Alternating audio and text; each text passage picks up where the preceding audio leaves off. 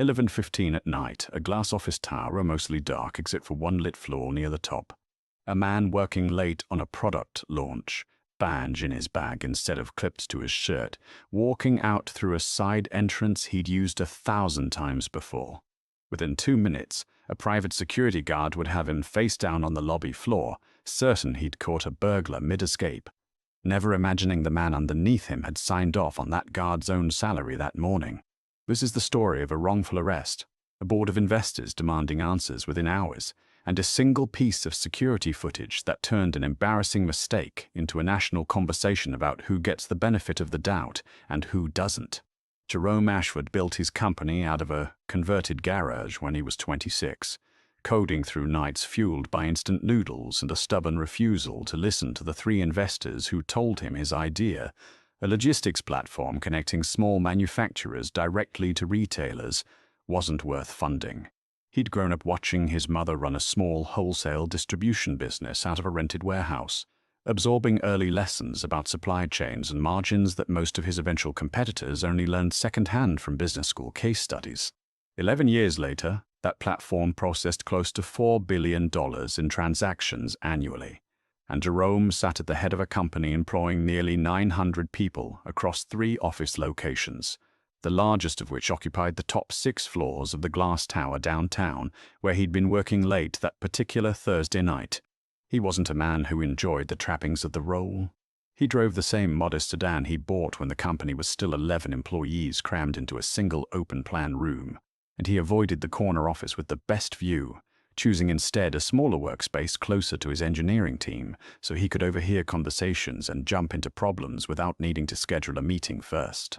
Employees who'd been with the company since its early days often described him as the rare founder who still remembered everyone's names, who still showed up to the company's modest holiday party every year instead of sending a recorded video message, who treated the late-night habit of working alongside his engineers not as a leadership performance, but as simply where he genuinely preferred to be. Most of the building's day-shift staff knew him by sight and by name.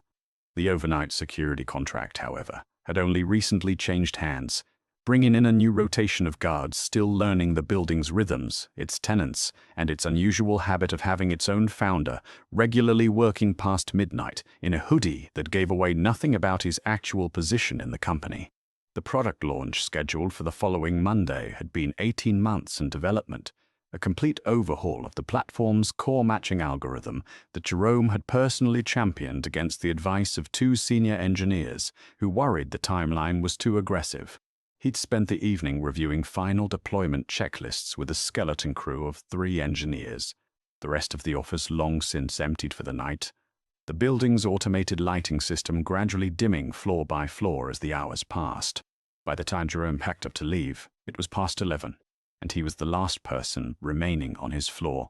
He grabbed his backpack, slung it over one shoulder, and headed toward the side stairwell exit rather than waiting for the main elevator bank, a habit left over from his early days in the building when the elevators ran painfully slow during off-hours maintenance windows.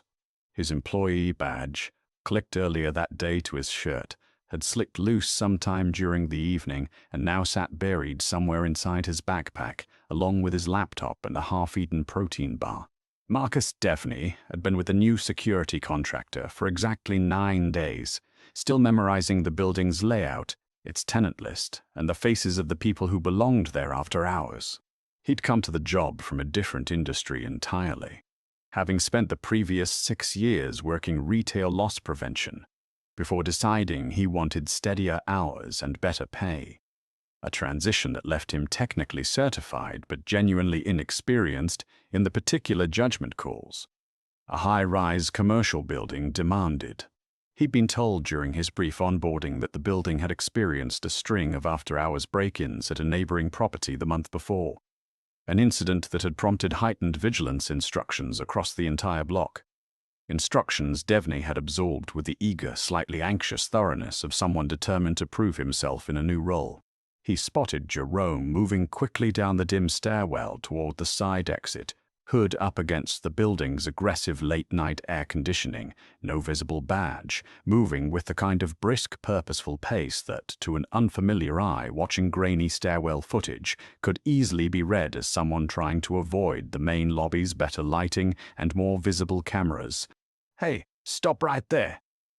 Devney's voice echoed sharply through the concrete stairwell as he closed the distance, hand already moving toward the radio clipped to his shoulder. Jerome turned, startled, out of the mental checklist he'd been running through about Monday's launch. Evening. Just heading out. Long night. This exit's for emergency use after hours. I need to see ID. Devney's tone carried the rigid formality of someone reciting training material he'd only just learned. His posture squared in a way that suggested he was bracing for confrontation rather than expecting a simple, easy resolution. "Sure, it's in my bag. Give me a second." Jerome swung the backpack around, unzipping the main compartment and beginning to dig through it, his attention already half returned to the launch checklist still running in his head. "Hands where I can see them first." Devney's voice sharpened considerably, his grip tightening on the radio. "They are where you can see them. I'm literally holding my bag open right in front of you." A flicker of genuine confusion crossed Jerome's face now, the late hour and his own fatigue making it harder to immediately register the seriousness building in front of him. "I need you to stop moving and tell me what floor you work on and who you report to." Devney had positioned himself directly between Jerome and the exit door now, his stance widening, the radio finally rising to his mouth. "I own this company," Jerome said, a note of genuine bewilderment entering his voice now as the absurdity of the question caught up with him. "I'm the founder. My office is on the top floor. I was just working late on a product launch." Devney's expression didn't soften.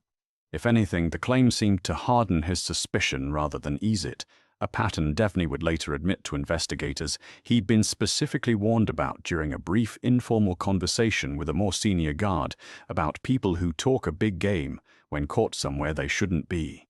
"That's not something I can verify right now. I need you to set the bag down and stay where you are." Devney's free hand moved toward Jerome's shoulder, beginning to guide him toward the wall with a firmness that surprised them both. "I'm not resisting, but you are putting your hands on me without any reason." Jerome's voice carried more edge now, exhaustion giving way to genuine alarm at the physical contact. "My badge is in my bag. You can check it yourself. I'm not going to fight you on this, but I need you to stop and think about what's actually happening here." He kept his movements deliberately slow and visible, years of watching news coverage of similar encounters having taught him almost instinctively exactly how careful he needed to be in this exact moment. Devney didn't stop. He pressed Jerome against the cold concrete wall of the stairwell, one hand pinning his shoulder while the other reached for a set of zip ties clipped to his belt. The kind of restraint the contractor's basic equipment package included for exactly this scenario, regardless of whether it had ever been properly authorized for use by an unarmed private security guard against an unresisting individual.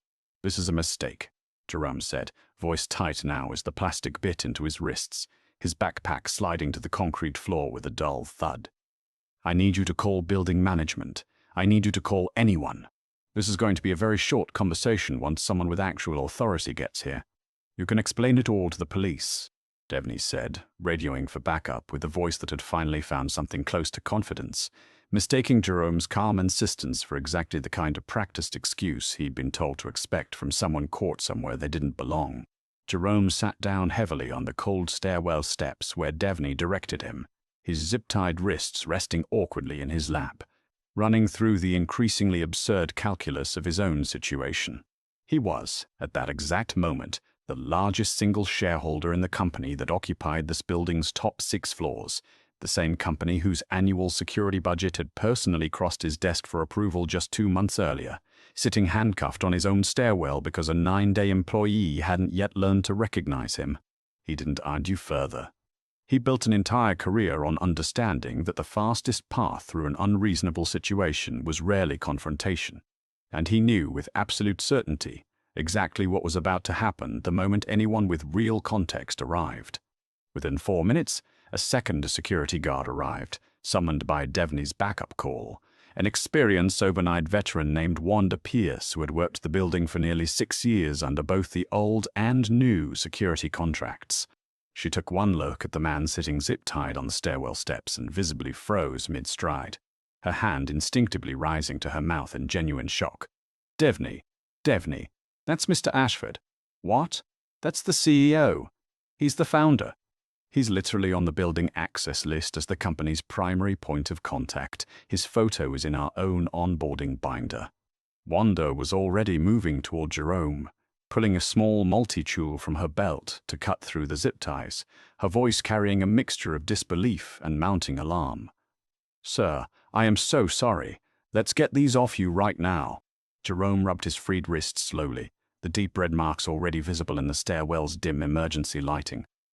"I'd like building management contacted immediately, and I want the footage from the stairwell preserved before anyone touches it." "Of course, absolutely." Wanda was already reaching for her own radio, her voice tight with the particular urgency of someone who understood, instantly and completely, the magnitude of what had just happened on her watch. Even though she herself had played no part in the actual encounter, word reached the building's property management firm within the hour. And from there, the company's own head of security, a former federal investigator named Renata Vasquez, who Jerome had personally hired 2 years earlier, specifically because of her exacting standards. Vasquez arrived at the building before midnight, still in the casual clothes she'd thrown on after receiving the call, her expression carrying the particular fury of someone discovering that a system she'd built had failed spectacularly at its most basic function, recognizing the company's own founder. "I want every piece of footage from this stairwell pulled and preserved tonight," she told the property manager directly, her tone leaving no room for delay or negotiation. "Not summarized, not described. The actual footage, time-stamped, unedited, and I want it in my hands before I leave this building." By morning, the company's general counsel had been briefed, and within the same day, the board of directors, 12 people who collectively controlled significant influence over the building's master lease, had convened an emergency call. Several board members, according to people familiar with the conversation, expressed less concern about any potential legal liability than genuine disbelief that their own founder had spent part of his evening zip-tied on a stairwell 2 floors below his own office. The contract security firm, suddenly facing the very real possibility of losing one of its largest commercial accounts overnight, launched its own internal review within hours, eager to demonstrate accountability before the situation escalated any further into the kind of public story that could threaten contracts well beyond this single building. The stairwell camera, combined with 2 additional angles from the lobby and the side exit corridor, captured the entire encounter in granular, unambiguous detail. It showed Jerome moving at an ordinary, unhurried pace toward the exit, badge visibly absent but bag clearly being opened in a calm, cooperative gesture the moment Devney first approached. It showed Devney's hand reaching for Jerome's shoulder well before any reasonable escalation point, and it captured, with painful clarity, the zip ties being applied to a man who had, at no point in the entire 7-minute interaction, raised his voice, made a sudden movement, or done anything beyond calmly explaining who he was. Investigators reviewing the footage later noted that the entire sequence, from Devney's initial shouts to the moment the zip ties closed, lasted barely 90 seconds, leaving almost no window in which any genuine attempt at verification could plausibly have occurred before physical force was applied. The footage also captured something the contractor's internal review found particularly damning: Devney's radio call requesting backup, in which he could be heard describing Jerome as uncooperative and evasive, a characterization that bore no resemblance whatsoever to what the footage actually showed, and one investigators concluded had been shaped more by Devney's own anxious expectations going into the encounter than by anything Jerome had actually said or done. When confronted with the recording during his interview, Devney struggled to reconcile his own account with what the camera had captured. "I genuinely believed I was following protocol," he said. "I'd been told to be cautious about exactly this kind of situation. Protocol requires verification before restraint, not after." The contractor's internal investigator replied, "You had a calm, cooperative individual offering to show you identification, and you chose physical restraint instead of waiting 15 seconds to look at it." The security contractor terminated Devney's employment within the week, citing a clear failure to follow de-escalation and verification protocol despite the individual's full cooperation throughout the encounter. Devney, in his exit interview, reportedly expressed genuine remorse, telling his outgoing supervisor that he hadn't fully appreciated the weight of the judgment. Course his role demanded until it was already too late to take any of it back. The contractor additionally launched a broader review of its onboarding process for new hires assigned to high-profile commercial accounts, implementing a mandatory minimum 30-day shadowing period before any new guard could be assigned solo overnight duty at a building of this size, a direct response to the gap that had left Devney unfamiliar with even the most basic visual identification materials for the building's own executive leadership. Jerome, after extensive conversation with his board and legal counsel, made a decision several people around him found surprising. He chose not to pursue legal action against either the guard individually or the security contractor as a company. Instead, he used the company's own considerable leverage to negotiate something he considered more valuable than a settlement: a complete restructuring of the building's after-hours security protocols, including a digital facial recognition system tied directly to employee badge records, and a mandatory bias awareness and de-escalation training curriculum that the contractor agreed to implement company-wide, not just at Jerome's own building, as a condition of retaining the account. "This wasn't really about me," Jerome told a small gathering of company employees the following week, standing in the same lobby where the incident had begun, the stairwell door visible just behind him. "I have resources most people in that exact situation don't have. I have a board that will move heaven and earth the moment something happens to me. What troubles me is thinking about how many people without that same protection have had a version of that exact night happen to them, with no footage, no investigation, no apology, and no fix at the end of it." A few employees in the crowd nodded quietly, several of them later admitting to colleagues that they'd had uncomfortably similar encounters themselves over the years, encounters that had never made it past a quiet, private retelling among friends. The company published a public statement detailing the incident and the resulting changes, a decision Jerome insisted on personally, despite some discomfort from his communications team about drawing attention to a moment of vulnerability. He told them plainly, in a meeting that several attendees later described as one of the few times they'd seen him visibly frustrated with internal pushback, that hiding what had happened would teach his own employees exactly the wrong lesson about what the company actually valued. The statement drew significant national coverage, not because of the financial stakes involved, but because of the unusual specificity of the security footage itself, which several outlets embedded directly, allowing viewers to watch the entire 7-minute encounter unfold in real time without any narrative filter standing between the footage and the audience. The incident prompted at least 2 other major commercial tenants in the same building to request similar security protocol reviews for their own offices, and the contractor's revised training curriculum was later adopted in modified form by 2 additional security firms operating in the same metropolitan area, citing the case directly as a catalyst for the change. Renata Vasquez was invited to speak at an industry security conference the following spring, presenting the case study not as an indictment of any single guard, but as a structural failure in how quickly new hires were trusted with high-stakes judgment calls before they'd had adequate time to actually learn the environment they were protecting. Jerome continued working the same hours he always had, often the last person to leave his floor most nights, though he now kept a laminated copy of his employee badge in his jacket pocket alongside his actual badge. A small practical precaution that cost him nothing and that he hoped, in some quiet way, made the next late night a little less likely to end the way that particular Thursday had.